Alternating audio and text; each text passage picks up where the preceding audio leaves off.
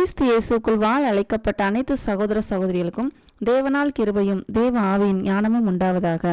இன்னைக்கு நம்ம பார்க்க போகிற சத்திய வசனம் என்ன அப்படின்னு பார்த்தோன்னா, மத்தேயு 25ஆம் அதிகாரத்தில் 30ஆம் வசனத்திலிருந்து 31ஆம் வசனத்திலிருந்து வாசிக்க கேட்போம். அன்றியும் மனுஷகுமாரன் தமது மகிமை பொருந்தினவராய் சகல பரிசுத்த தூதரோடும் கூட வரும்போது தமது மகிமையுள்ள சிங்காசனத்தின் மேல் வீற்றிருப்பார். அப்பொழுது சகல ஜனங்களும் அவருக்கு முன்பாக சேர்க்கப்படுவார்கள். மேய்ப்பனானவன் செம்மறியாடுகளையும் வெள்ளாடுகளையும் வெவ்வேறாக பிரிக்கிறது போல அவர்களை அவர் பிரித்து செம்மறியாடுகளை தமது வலது பக்கத்திலும் வெள்ளாடுகளை தமது இடது பக்கத்திலும் நிறுத்துவார். இந்த வசனத்தை தான் நம்ம படிக்க போகிறோம், தியானிக்க போகிறோம். அதாவது இந்த 3 வசனங்களுக்கு என்ன ரகசியம் இருக்குது, சத்தியம் இருக்குது அப்படிங்கிறத நம்ம பார்க்க போகிறோம். அதுக்கப்புறம் ராஜா என்ன பண்ணுவார் அப்படின்னு பார்த்தோன்னா, வலது பக்கத்தில் நிற்பவரை பார்த்து என்ன சொல்ல போகிறாரு, இடது பக்கத்தில் நிற்கிறவரை பார்த்து என்ன சொல்ல போகிறாரு அப்படிங்கிறத அடுத்த சத்தியத்தில் பார்ப்போம். இந்த 3 வசனங்களையுமே இயேசு கிறிஸ்துவானவர் பல சத்தியங்களை நமக்கு தெரியப்படுத்துகிறார். அது என்னென்ன அப்படின்னு பார்த்தோன்னா, முதலாவது 31ஆம் வசனத்தில் மனுஷகுமாரன் தமது மகிமை பொருந்தினவராய் சகல பரிசுத்த தூதரும் கூட வரும்போது, இதுலேருந்து நமக்கு எல்லாருக்குமே நல்லா தெளிவாக தெரியுது. அவர் தான் ராஜாதி ராஜா, கர்த்தாதி கர்த்தர் அப்படிங்கிறது தெளிவாக தெரியுது. அவர் மரித்தாலும் உயிரோடு இருப்பார். அவர்கிட்ட தான் எல்லா அதிகாரமும் கொடுக்கப்பட்டிருக்குது. மகிமை பொருந்தினவராய் அப்படின்னா முழுசா தேவகுமாரனாக, அதாவது தேவனுடைய மகிமை ஃபுல்லாக அவர்கிட்ட தான் இருக்குது. அதை அவருடைய சித்தத்தை நிறைவேற்றி தன்னையே பலியாக ஒப்பு கொடுத்து அந்த பலியின் மூலமாக பலர் ரட்சிக்கப்பட்டு பல பேர் கனிகளாக மாறி தன்னுடைய ராஜ்யத்தில் சேர்க்கப்படுவதற்காக, பல பேரை தன்னுடன் சேர்ப்பதற்காக ராஜாதி ராஜாவாக வருகிற நாள் தான் அது. என்ன நாள்? மகிமை பொருந்தினவராய் அவர் வருகிறார். அவர் எப்படி யார் கூட வர்றாருன்னா சகல பரிசுத்த தூதரும் கூட வர்றாரு. அப்போ எங்கே இருப்பார் அப்படின்னா சிங்காசனத்தின் மேல் வீற்றிருப்பார் அப்படின்னு போட்டிருக்கு. அவர் தான் ராஜா அப்படிங்கிறத தெளிவாக நமக்கு இந்த வசனத்திலேருந்து நமக்கு தெரியுது. இவர் தேவதூதரோ இல்லை மனுஷன்தான், வந்தது மனுஷர் தான் அப்படின்றதுக்கும் இங்கே எந்த விதமான சொல்கிறதுக்கும் எந்த விதமான சொல்லும் கிடையாது. இவர் உண்மையிலே அனைத்து உலகங்களுக்கும் சகல மண்டலங்களுக்கும் எல்லாவற்றிற்கும் இவருக்கு மட்டும்தான் அதிகாரம் இருக்கிறது. இதுதான் உண்மை சத்தியம்.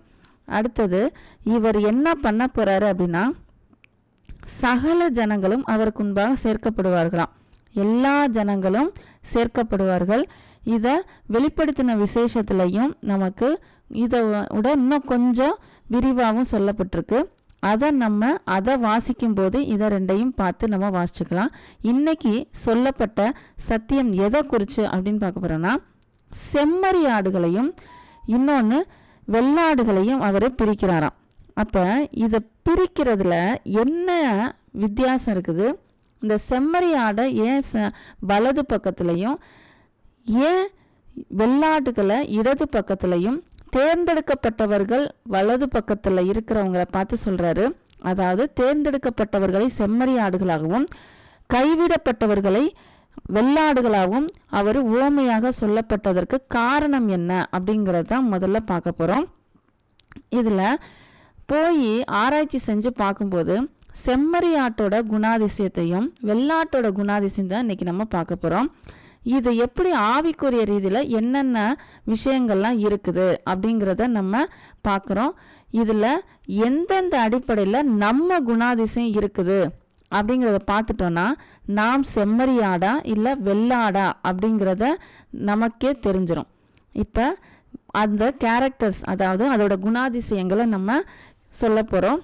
அதாவது செம்மறி ஆட்டோடைய குணாதிசயம் என்ன அப்படின்னு பார்த்தோன்னா, அது பிறரோட ஐக்கியமாக இருக்கும். அதாவது பிற ஆடுகளோட, பிற செம்மறி ஆடுகளோட சேர்ந்தே தான் இருக்கணும்னு அதோட நினைவுகள் அப்படி தான் இருக்குமா.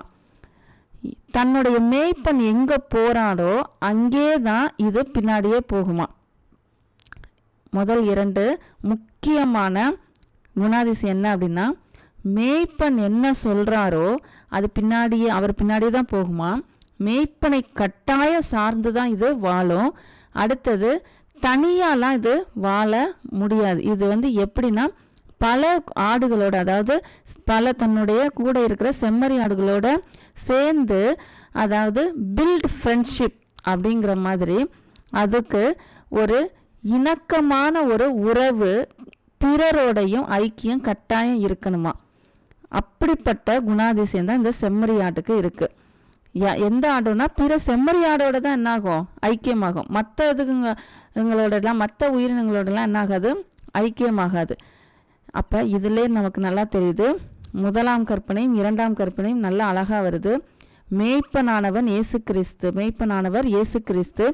அந்த மேய்ப்பனானவருக்கு பின்னால் தான் நாம் அவர் பின்னால் சார்ந்து வாழ்கிறோமா, அதான் முதல் பாயிண்ட். அடுத்தது பிறர் ஐக்கியம், அதாவது சபையில் இருக்கிறவர்களோடு, தேவனுக்கு ஏற்புடையவர்களாக இருக்கிறவர்களோடு ஐக்கியமாக இருந்து அவர்களையும் கூட்டிக் கொண்டு சேர்ந்து வாழக்கூடிய ஒரு உறவில் இருக்கிறார்களா அப்படிங்கிறதும் இதில் நம்ம சிந்திச்சு பார்க்கணும்.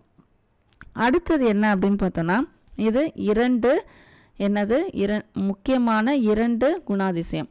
3ஆவது பார்த்தோன்னா, மேய்ப்பன் எங்கே போனாலும் அப்படியே முழுவதுமாக நம்பி போகிறது தான் செம்மறியாடு. ஆனால் வெள்ளாடு அப்படி கிடையாது. மேய்ப்பன் அடித்து கூட்டிகிட்டு போகிற மாதிரி இருக்கும், இல்லாட்டினா அது இஷ்டத்துக்கு போகும். மேய்ப்பன் முன்னாடி போனால் செம்மறியாடு ஆட்டோமேட்டிக்காக என்னாகும், பின்னாடி வந்துக்கிட்டே இருக்கும். ஆனால் வெள்ளாட்டை பார்த்திங்கன்னா அப்படி இருக்காது. வெள்ளாட்டுக்கு பின்னால் தான் மேய்ப்பன் போக வேண்டியதாக இருக்கும், அடித்து கூட்டிகிட்டு போகிற மாதிரி இருக்கும். மேய்ப்பனுக்கு சார்ந்து இது வாழவே வாழாது, எது வெள்ளாடு. ஆனால் மேய்ப்பனை சார்ந்து வாழக்கூடியது, மேய்ப்பனை சார்ந்துன்னு சொல்கிறத விட மேய்ப்பனை முழுவதுமாக நம்பி வாழக்கூடியது தான் செம்மறி ஆடு. இதிலிருந்து இப்பேற்பட்ட அழகான அருமையான குணாதிசயத்தை கொண்டது தான் என்னது, செம்மறியாடு. அடுத்தது என்ன குணாதிசயம் அப்படின்னு பார்த்தோம்னா, அதுக்குள்ள ஒரு பயம் இருக்குமா. பயம்னா பகைவரை பார்த்து பயம் அப்படிங்கிறத விட, அதாவது ஒரு இன்னோசன்ஸ், அப்பாவித்தனம், கபடற்ற தன்மை. இந்த கபடற்ற தன்மையினால அந்த மேய்ப்பனுக்கு பயந்து அவருக்கு பின்னால் இது செல்லுமா. அடுத்தது இதுகிட்ட என்ன இருக்குன்னா, எமோஷன்ஸ் இருக்குமா. அதாவது அவர்களுக்கு உணர்வுகள், எப்படிப்பட்ட உணர்வுகள்னால் சந்தோஷமும் இருக்குமா, சோகமும் இருக்குமா. எப்போ சோகம் இருக்கும் அப்படின்னா, தன்னுடன் கூட இருக்கிற செம்மறி ஆடுகளை விட்டு பிரியும் போதோ, இல்லை ஏதோ ஒரு சூழ்நிலையில் அதுங்களை வெட்டி எடுத்துகிட்டு போகிறதுக்கு, அதாவது மற்ற ஆடுகளை பிரிக்கும் பொழுதோ அதுங்களுக்குள்ள ஒரு சோகத்தை உணர்ந்திருக்கிறார்களாம் ஆராய்ச்சியாளர்கள்.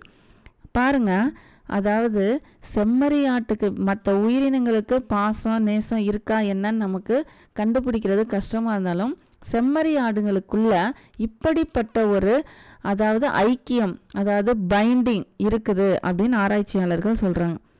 அடுத்தது என்ன முக்கியமான குணாதிசயம் அப்படின்னு பார்த்தோன்னா, இது ரொம்ப, அதாவது தாழ்மையான,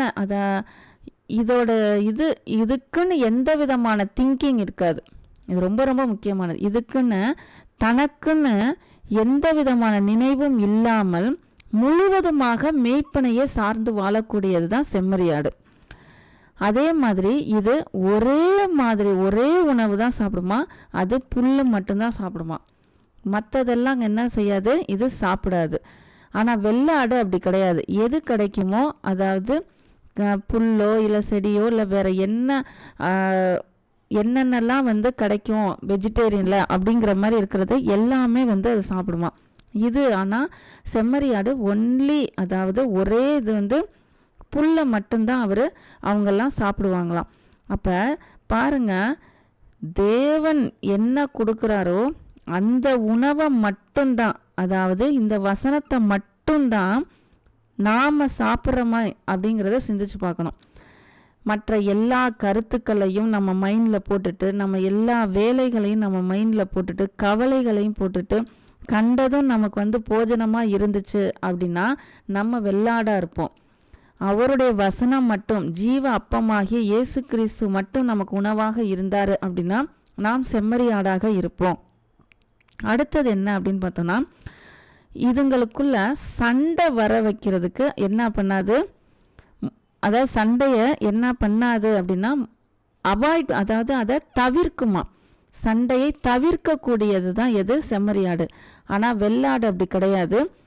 சண்டையை வாலண்டியராகவே வர வச்சு என்ன பண்ணோம், அவர்களுக்குள்ள அந்த வெள்ளாட்டுகளுக்குள்ளேயே அதிகமான சண்டைகள் வருமா. ஆனால் செம்மறி ஆடுகளுக்குள்ள சண்டை வர்றது ரொம்ப ரொம்ப ரேர், அதாவது ரொம்ப அபூர்வமானது அப்படிங்கிறது சொல்கிறாங்க. ஏன்னா இவங்க எல்லாமே ஒன்றாவே தான் இருப்பாங்களாம். இதை கேட்கும்போது ஆதி திருச்சபை தான் ஞாபகத்துக்கு வருது. எப்படின்னா ஆதி திருச்சபையில் எப்படி இருப்பாங்க, வீடுகள் தோறும் அப்பம் விட்டு அவர்கள் எல்லாரும் ஒன்றா இருந்தாங்க அப்படின்னு இருக்கும். பாருங்களேன், அந்த செம்மறி ஆடுகளுடைய குணாதிசயம் எல்லாமே இயேசு கிறிஸ்துவுக்கு அடுத்து உடனே வர்ற முதல் திருச்சபையில், ஆதி திருச்சபையில் அவங்க எல்லாரும் அப்படி தான் இருந்திருக்காங்க. அடுத்தது இவங்களுடைய எண்ணங்கள் எல்லாம் அப்படின்னா எப்படி இருக்கும் அப்படிங்கிறப்ப, மற்றவர்களுக்கு எப்படி அதாவது உதவலாம் அப்படிங்கிற மாதிரி ஒரு எண்ணம் இருந்துகிட்டே இருக்குமா. அப்போ இந்த செம்மறி ஆடுகளுக்குரிய இதை பார்க்கும்போது ரொம்ப பொறுமையாகவும், அது மட்டும் கிடையாது, இதுக்கு பொறுமை, அடுத்து கீழ்ப்படிதல், அடுத்து கபடற்ற தன்மை, இத்தனை தன்மைகளும் இந்த செம்மறி ஆடுகளுக்கு இருக்காம். அதனால தான் சொல்கிறாங்க, முதல்ல வீட்டு விலங்காக மனிதன் தேர்ந்தெடுத்தது இந்த செம்மறி ஆடு தானா. இந்த உலகம் உண்டானதிலிருந்து முதலாக மனிதன் வீட்டு விலங்காக தேர்ந்தெடுத்தது இந்த செம்மறி ஆடு தானா.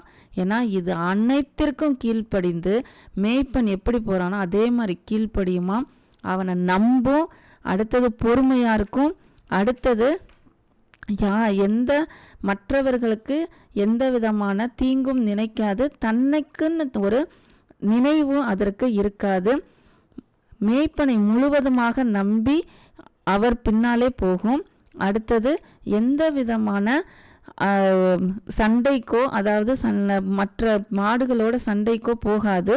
இன்னொன்று என்னென்னா, மேய்ப்பனுடைய சத்தத்தை கவனமாக கேட்டு அவர் பின்னால் தான் போகுமா, வேறு யார் பின்னாலையும் போகாதான். அடுத்தது முக்கியமானது ஒன்று என்ன அப்படின்னு பார்த்தோன்னா, அந்த செம்மறி ஆடுகளுக்கு மேலே உள்ள தாடையில் எந்த பல்லுமே இருக்காதாம். அப்போனா மற்றவர்களை காயப்படுத்துகிற அளவுக்கு கூட இது படைக்கப்படவில்லை. இதோடைய குணாதிசயம் எப்படிப்பட்டதாக இருக்குதுன்னா, முழுவதுமாக தேவனுடைய சித்தப்படி இருக்கிறவர்கள் எப்படி இருப்பார்களோ அப்படிப்பட்ட குணாதிசயமாக இந்த செம்மறி ஆடு படைக்கப்பட்டிருக்கிறது. அவர் வேற எதையுமே என்ன பண்ணலை, இதில் அவர் ஓமையா வேற எந்த விலங்கையும் என்ன பண்ணல, ஓமையாக சொல்லலை. செம்மறியாடை மட்டும்தான் அப்படி சொல்லியிருக்காரு. அப்படின்னா அதோடைய குணாதிசயம் ஒவ்வொன்றையும் பார்க்கும்போது ரொம்ப அதிசயமாகவும் அற்புதமாகவும் இருக்குது. அதே மாதிரி நாமும் இருக்கிறோமா, அவரை முழுவதுமாக நம்பி அவர் பின்னாலே போய் தனக்குன்னு எந்த கவலையும் இல்லாமல், அதாவது கவலை மட்டும் கிடையாது, தனக்குன்னு எந்த நினைவும் இல்லாமல் மேய்ப்பனை முழுவதுமாக நம்பி மற்றவர்களோடும் ஐக்கியமாக இருந்து போறக்கூடிய அந்த தன்மை நமக்கு இருந்துச்சுன்னா நாம் செம்மறி ஆடாக இருப்போம். அடுத்தது என்னது அப்படின்னு பார்த்தோம்னா, வெள்ளாடு. இந்த வெள்ளாடோடைய குணாதிசயம் என்ன அப்படின்னா, அப்படியே அந்த செம்மறி ஆட்டோடைய ஆப்போசிட், எதிர்ப்பதம் தான் எது, வெள்ளாடு. தனக்கென்று ஒரு நியதியை வைத்துக்கொண்டு தனக்கு செல்ஃப் இண்டிபெண்டா, அதாவது யாரையுமே சாராமல், மேய்ப்பனை சாராமல், மற்றவர்களையும் சாராமல், ஐக்கியம் இல்லாமல் சுதந்திரமாக வாழக்கூடியதான் எது, இந்த வெள்ளாடு. அதாவது சுதந்திரம் சொல்கிறத விட தனக்குன்னு ஒரு நீதியை வைத்து கொண்டு தான் இஷ்டப்படி வாழக்கூடியதான் எது, இந்த வெள்ளாடு. இந்த வெள்ளாட்டோட இன்னொரு இது என்ன அப்படின்னு பார்த்தோன்னா, செல்ஃப் வில், அதாவது எனக்கு என்ன தோணுதோ அதை தான் நான் செய்வேன் அப்படிங்கிறது தான் எது, வெள்ளாடு. அதுக்கடுத்தது என்ன அப்படின்னு பார்த்தோன்னா, அக்ரஸிவ் நேச்சர். எப்படி அப்படின்னா ரொம்ப கொடூரமானது. அதாவது கொடூரம் சொல்கிறத விட ரொம்ப கபடு உள்ள தன்மை, அதாவது கடுமையான குணத்தை உடையதான் எது? இந்த வெள்ளாடு. ஏன் அப்படின்னு பார்த்தோன்னா இதுங்களுக்குள்ள அதிகமான சண்டை வந்துக்கிட்டே இருக்குமா. எப்படி செம்மறியாடு இணக்கத்தையும் ஐக்கியத்தையும் விரும்புதோ அதுக்கு அப்படியே எதிர்ப்பதமாக இது எப்படி விரும்பும்னா எதிரியாகவும், தன்னோடு இருக்கிற ஆடுகளை எதிரியாகவும், அதாவது கொடுமையாகவும் கடுமையாகவும், தன்னோட தான் செய்கிறது தான் கரெக்டு அப்படிங்கிற மாதிரி இருக்கக்கூடியதான் இது வெள்ளாடு. இந்த வெள்ளாட்டையும் வீட்டு விலங்கா அதுக்கப்புறம் மக்கள் எடுத்துக்கிட்டாலும் இதோடைய தன்மை இன்னொரு மோசமான தன்மை என்ன அப்படின்னா ஒரு மந்தத்தன்மை இதற்கு இருக்குமா. ஏன் அப்படின்னு பார்த்தோம்னா எல்லாமே தனக்கு இஷ்டப்படி தான் செய்யணும் அப்படிங்கிற நேரத்து இருக்கிறதுனால அது எப்படிப்பட்டதாக இருக்குன்னா கபடுள்ள தன்மையாகவும் மந்தத்தன்மையாகவும் அது இருக்கிறதா. அடுத்தது இது எதை வேணாலும் சாப்பிடுமா. அப்படின்னா என்ன அர்த்தம் அப்படின்னா அதோட இஷ்டத்துக்கு புல்லையும் சாப்பிடும், வேற என்னென்னலாம் கிடைக்குதோ எல்லாத்தையுமே அது சாப்பிடுமா. அப்படின்னா மக்களோட இதை கம்பேர் பண்ணும்போது என்ன அர்த்தம்னா அவர்களுக்கு எது பிடிச்சிருக்கோ, எந்த உபதேசம் பிடிச்சிருக்கோ, எந்த இந்த உலகத்தில் வாழக்கூடிய எந்த வேலை பிடிச்சிருக்கோ, எந்த இச்சையில் விழுகிறாங்களோ அதுக்கு ஏற்ற மாதிரி வாழ்கிறது தான் என்னது இந்த வெள்ளாடு. இப்போ நம்ம எந்த சூழ்நிலையில் இருக்கோம் அப்படிங்கிறத நம்ம தீர்மானிக்கணும். ஒவ்வொரு செயலையும் ஒவ்வொரு தேர்ந்தெடுத்ததுலையும் எல்லாத்தையுமே நம்ம மேய்ப்பனாகிய இயேசு கிறிஸ்துவை நம்பி நம்ம செஞ்சோம் அப்படின்னா அது செம்மறியாடு. அதை விட்டுட்டு எனக்கு இஷ்டமானது என்னுடைய சிந்தைப்படி எனக்கு எது நல்லா இருக்கு அப்படிங்கிறபடி நம்ம போகிறோம் அப்படின்னா அது வெள்ளாடு. மீண்டும் இதில் பாருங்க அவர் எப்படி பிரிக்கிறாரு அப்படின்னு பார்த்தோன்னா பாவம் செய்தவர்கள் பாவம் செய்யாதவர்கள் அப்படின்னு அவர் பிரிக்கல. அதுவும் இருக்குது தான்.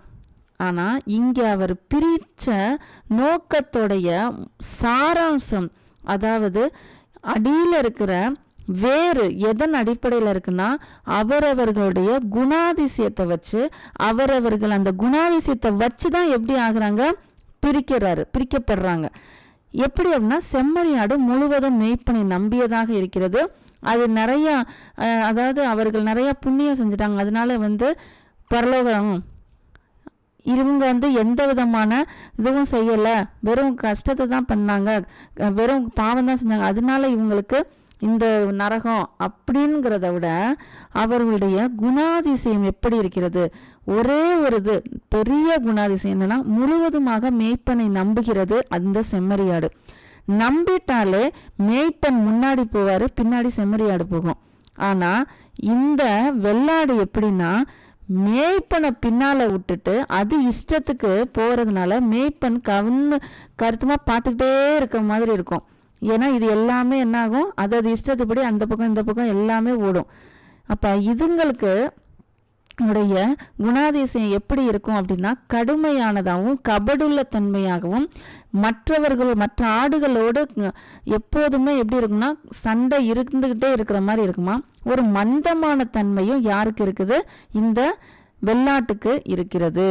அப்போ இந்த குணாதிசயங்கள் நமக்கு இருக்கிறதா? நம்ம போய் பெருசாக ஒன்றும் என்ன செய்ய வேண்டியன்னு அவசியம் இல்லை.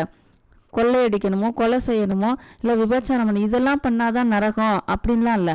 இப்போ சொன்ன குணாதிசயம் இருந்தாலே என்னத்தில் வந்துடுவோம், வெள்ளாட்டில் வந்துடுவோம். செம்மறியாட்டில் வரணும் அப்படின்னா நம்ம மறுபடியும் பிறக்கணும், கிறிஸ்துவுக்குள் நம்ம பிறக்கணும், அவருடைய வசனத்தில் நம்ம பிறக்கணும். அவருடைய வசனத்தால் நாம் ஜெனிப்பிக்கப்பட்டிருக்கிறோம். அந்த சத்திய வசனத்தை நாம் சரியான முறையில் நாம் தியானித்து அதை நம்ம வாழ்க்கையில் எடுத்துக்கொண்டோன்னா நம்ம கட்டாயமாக செம்மறியாடாக மாறுவோம். இல்லை அதை விட்டுட்டு உலகத்தோடு சேர்ந்துக்கிட்டு நம்ம என்னோட இஷ்டப்படி தனித்துவமாக நான் வாழ போகிறேன், என்னோட இதை யூனிக்னஸை காமிக்க போகிறேன் அப்படின்ட்டு அவரை விட்டுட்டு மேய்ப்பரை விட்டுட்டு நம்ம வாழ்ந்தோம் அப்படின்னா அது என்னவாயிரும், வெள்ளாடாக மாறிடும். பெரிய பெரிய பாவம் செஞ்சுதான் வெள்ளாடா மாறணும் அவசியம் இல்லை. அவன் தன்னுடைய இஷ்டப்படி வாழணும் அப்படின்னு முடிவெடுத்துட்டாலே அவன் எதுல வந்துருவான்? வெள்ளாட்டில் வந்துருவான். மேய்ப்பர் யாரு, அவர் பின்னால எப்படி போறது, அவரை முழுவதுமாக எப்படி நம்பி போறது அப்படிங்கிறத எதை பத்தியும் யோசிக்காம முழுவதுமாக மேய்ப்பன் இயேசு கிறிஸ்து தான், அவர் பின்னால் நான் போறேன், அவரை முழுவதுமாக நம்பி போறேன். எந்த செயலா இருந்தாலும் சரி, இந்த உலகத்துக்குரிய செயலாக இருந்தாலும் சரி, அந்த உலகத்துக்குரிய பொக்கிஷத்தை சேர்த்து வைப்பதற்காக இருந்தாலும் சரி, அதாவது கனிகளை உண்டாக்குவதற்காக இருந்தாலும் சரி, எல்லாவற்றையும் முழுவதுமாக அவரை நம்பி அவர் பின்னால நான் கிளம்ப போறேன் அப்படின்னு இருக்கிற ஆடாக நாம் இருந்தோமானால் அவர் பின்னால நாம் செம்மறி ஆடாக இருந்து வலது பக்கத்தில் இருக்கிறவர்களாக இருப்போம். இதை நம்ம சற்று மீண்டும் ஒரு முறை நம்ம தனிமையாக இருந்து தியானித்து பார்க்கணும். நமக்குள்ள எந்தெந்த குணாதிசயம் இருக்கிறது அப்படிங்கிறத நம்ம தியானித்து பார்த்தோம்னா அதில் வெள்ளாடாக இருந்தோம் அப்படின்னா சற்று நம்மை மாற்றிக்கொண்டு வசனத்தை மீண்டும் மீண்டும் தியானித்து அந்த வசனத்தால் நாம் பிறந்து அவரோடு நாம் ஐக்கியமாகி அவரை முழுவதுமாக தம் மேய்ப்பனாக ஏற்றுக்கொண்டு அவர் பின்னால நாம் செல்லுவோம். அடுத்த சத்தியத்தில் நாம் இன்னொரு வசனத்தை நம்ம தியானித்து நாம் பார்ப்போம்.